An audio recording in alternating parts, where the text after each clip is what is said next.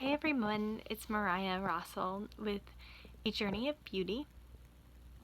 So today what I would like to talk to you about is the idea of setting boundaries, or rather not setting boundaries, and implied consent. So we've all been in that situation, whether it was an unhealthy romantic relationship or a toxic friendship or something unhealthy with our family, where the behavior that the other person had made us feel not respected, not safe, uncomfortable, dismissed, etc. Whatever the behavior was, we have this whole spectrum of emotions from negative to neutral to positive. So anything that was kind of on that negative end of the spectrum, right? Now, I don't ever want to victim blame. And I feel that it's very important in our process of finding our autonomy, finding our authenticity, finding our empowerment, whatever term you would like to use, that we eventually learn how to take complete responsibility for our experiences in life. I have other YouTube videos out there about the drama triangle. It's a model that I really enjoy using. And the way out of the drama triangle, whether you are the victim, the perpetrator, or the rescuer, any of those archetypes, is through taking personal responsibility. And so, because romantic relationships are kind of a tricky situation, I'm going to use that as my example. And so you are the victim, we'll put it that way. I don't like to label one person as the victim and one person as the aggressor, because in my experience I have found that typically we all cycle through all of these experiences. But if you want to look at this one particular incident, you are the victim, or you are at least feeling like you are the victim, whether that is entirely true or not, and your partner is being abusive. And I don't ever want to dismiss that you have an abusive partner. And, obviously the thing is, if you're in an abusive situation, the first piece, if I were to give advice, I try not to give advice, but the first piece of advice I would give is, let's find a way to get you out of the abusive relationship. And at the same time, you are autonomous, and it's important for you to make that your own decision. So what I want to talk about today is how, by choosing to stay in an abusive relationship, again, this could be romantic, or it could be a friendship, it could be family, it could even be in a work situation, you are giving implied consent to your abuser to continue that behavior, not only with you, but with everyone else that they encounter, because you normalize their behavior. So, you say your partner calls you a name, and maybe you yell back, maybe you ignore it. There's all sorts of different ways we can handle it, right? But you don't actually address the issue. You don't have a level-headed conversation. Hey, I don't like it when you call me names. It hurts me when you call me names. Makes me feel belittled or less than when you call me names, whatever it is. And you don't set a boundary. So, I honor and respect myself enough that if you call me names, or if you call me a name again, I can no longer choose to be in this relationship, right? Be careful that your boundary does not turn into a threat of, well, if you call me a name again, I'm breaking up with you. and then you get called the name again, and, oh, well, you didn't mean it, but don't do it again. I'll break up with you the next time. And then again, well, I don't like that you call me names, but I'm madly in love with you, or we have kids together, or we share rent, or whatever it is. There's all the reasons. Note that I'm not calling these excuses. They're all very valid reasons. And one of the most important things is to remember that you have autonomy, free will, and you always have a choice. And so, by not having the conversation with whoever it is that is pushing your boundaries early and often, and not having consequences to their negative actions, i.e., if you call me a name again, I'm breaking up with you for real. If you call me a name again, I can no longer be your friend. If you call me a name, I will quit, or I will fire you, whatever it is, then what you're doing is implying to that person that it is okay to continue that behavior. Well, I've called you names a million times. Obviously, it's okay to keep calling you names, right? Because that's the way our relationship is. That's our rapport. That's the way we communicate. So they believe, and this is the hard thing, this is a tricky wicket when we come to consent and consent culture, is sometimes consent is a lack of a no, and sometimes consent is only yes. And when we are talking in the sexual realm, some states like California have moved to there must be a yes for it to be considered consent. Most states consider a lack of no to be consent. And so as we as a culture learn exactly what consent is, while I would like people to be very good at asking for and giving consent and understanding it, I am also realistic and see that not everyone quite has a hold on this yet. And so I personally believe that over communication is going to be the clearest way to communicate at this juncture. And so by not saying it's not okay for you to call me names, or even by saying it's not okay for you to call me names and then staying in the relationship, you are implying consent that it is okay to call you names. How many times did we learn as small children, oh, well, if that boy tugs your hair, it means he likes you?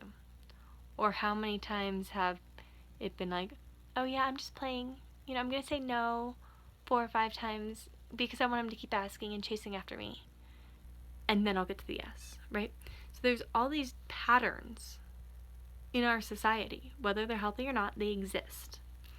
And this is the society that we live in right now, and while we can do our best to change it, we also need to accept that this is the reality of our society, is that so much of our culture does not understand that no means no.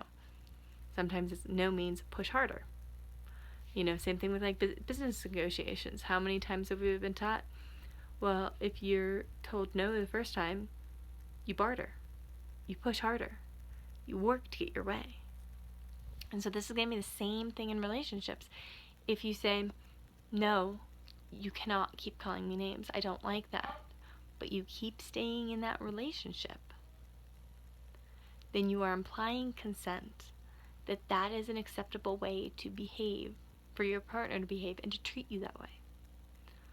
Furthermore, you normalize this behavior within that person. And obviously this is entirely their responsibility too. I'm not putting this responsibility on you as the person being called names. Obviously the person who's calling you names is 100% responsibility for their behavior as well. I like to look at relationships as 100%. I'm 100% responsible for myself and my actions. And my partner, my family, my friends, whoever it is that I'm acting or engaging with, is also 100% responsible for their actions, for their feelings, for their reactions, etc. And so, however, because of the way our minds work, the way our brains work and they're wired, is the more that we do something, the more ingrained of a pattern and a habit it becomes. And so if a person is used to calling someone names all the time, or frequently, let's not maybe use all the time, but frequently call someone names, then that becomes an acceptable pattern and behavior.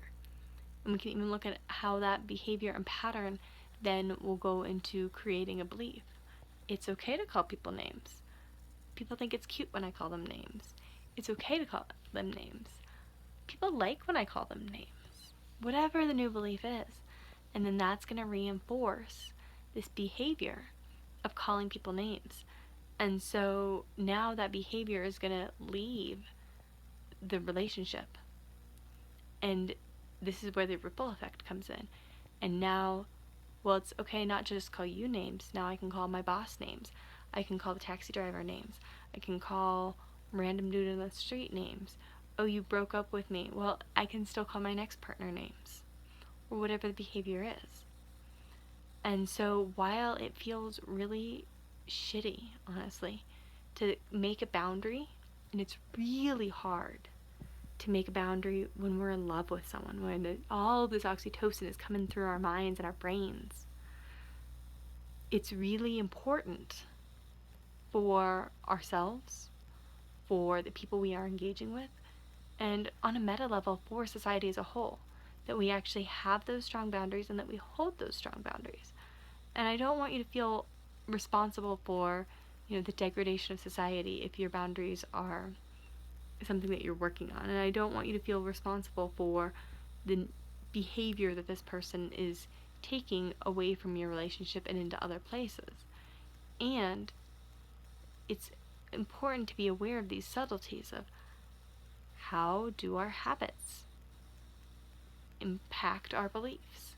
How do our beliefs impact our habits and our actions? And how does doing it one place equate to doing it somewhere else? And we see this in business and life. If you've learned how to overcome an obstacle once, then it's easy to apply those skills and those tools to do it again. Likewise, if you're used to unhealthy relationship behaviors and habits, then it's likely, without counseling and therapy and lots of work, that you're going to continue those habits no matter who you're in that relationship with. And so the most compassionate thing to do is to set a boundary with the person that is being abusive to you and say, no more. Because that's going to respect you, and it's going to force that person to say, I did something that crossed someone's boundary. So I need to look at that, because that's my shit. Why am I doing a behavior that crosses someone's boundary? Why am I doing something that hurts someone, especially someone that I love? But if they stay in the relationship and there is no boundary, they're not going to have the opportunity to look at why that is a pattern and a behavior in their life. And so while I know setting those boundaries are hard and it's uncomfortable and it's not going to be fun, just being aware that there are places that those boundaries can be set, should be set, would be helpful in a healthy relationship to be set, is going to be the first step. And then once you get more and more comfortable with setting those boundaries, it's going to be easier. And I think the other thing that's kind of hard is setting boundaries. Often somebody will be like, oh, well, you're being mean to me because of this boundary. For instance, you are financially supporting someone who you no longer choose to financially support. They're capable of financially supporting themselves. They're not your responsibility, whatever the reason is. And you're like, well, but I feel bad because if I stop financially supporting them, maybe they'll be homeless, or maybe they won't eat properly or whatever it is. But you're actually hurting them. You're enabling them by rescuing them. You're enabling them by saying, you don't have to be responsible for your own life because I'm going to be responsible for it. But when you set up that boundary, you say, and you can do it compassionately, do it with love, and say, I'm setting up this boundary because I love you so much. I want you to fly. I want you to be autonomous. I want you to be empowered. I want you to be able to solve your life's difficulties out of your own skills rather than feeling like you have to rely on somebody else. And in terms of your own self-care, setting that boundary is going to be healthy for you. So just take a couple minutes and think about this, and think about, where are you setting good boundaries? Where are you having boundaries that are too porous? We can have boundaries that are too rigid as well. And then how is your lack of having a healthy boundary enabling negative behavior in your relationships and resulting in you having unhealthy relationships? And are you able to change those boundaries? Because when you change those boundaries, the way in which those people are going to interact with you is going to inherently change. And so you obviously can't change them. You can't change other people. All you can do is change yourself. But if you can set a strong boundary, the way that they're going to interact with you is going to inherently change if they want to continue to interact with you. And if they don't want to continue to interact with you in the way that is healthy for you in regards to respect and self-care and things like that, they will self-select not to be in your life. And while that can be hard, it's really hard to let go of people we love. It's going to be freeing on a larger picture. So, thank you so much for tuning in today. If you really enjoy the content that I have, I'd love if you subscribe to my channel and check out my website and my blog below, journeyofbeauty.com. And if you're struggling with unhealthy relationships or boundaries, or having gotten out of an unhealthy relationship and how to reconcile all of those things, I would love to work with you. So have a lovely day, and I'll talk to you soon. Be well. Bye-bye.